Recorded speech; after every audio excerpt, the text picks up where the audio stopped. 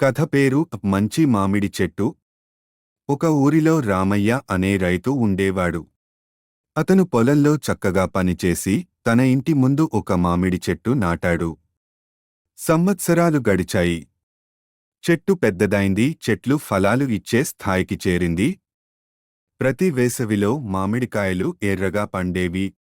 పిల్లలు వచ్చి చెట్టు కింద ఆడేవారు, పండ్లను తినేవారు. ఆ చెట్టు అందరికీ ఆశ్రయం ఇచ్చేది, నీడ, పండ్లు, ఆనందం. కాలం గడిచింది. రామయ్య ముసలివాడు అయ్యాడు.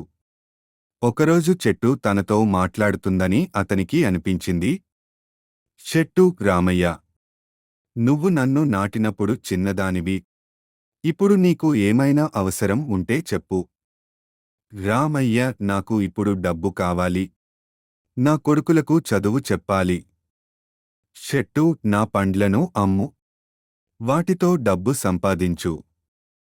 రామయ్య, నాకు ఇప్పుడు డబ్బు కావాలి. నా కొడుకులకు చదువు చెప్పాలి. చెట్టు, నా పండ్లను అమ్ము. వాటితో డబ్బు సంపాదించు. రామయ్య పండ్లను అమ్మి డబ్బు సంపాదించాడు. మళ్ళీ కొన్ని సంవత్సరాల తర్వాత, రామయ్య, ఇప్పుడు నాకు ఇల్లు కట్టుకోవాలి. చెట్టు, నా కొమ్మలను కోయి. అవి ఉపయోగించుకో.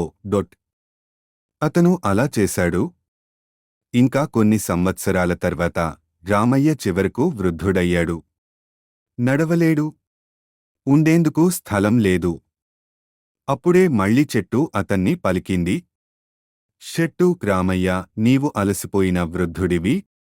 నా మొనదెక్కడ కూర్చో. విశ్రాంతి తీసుకో.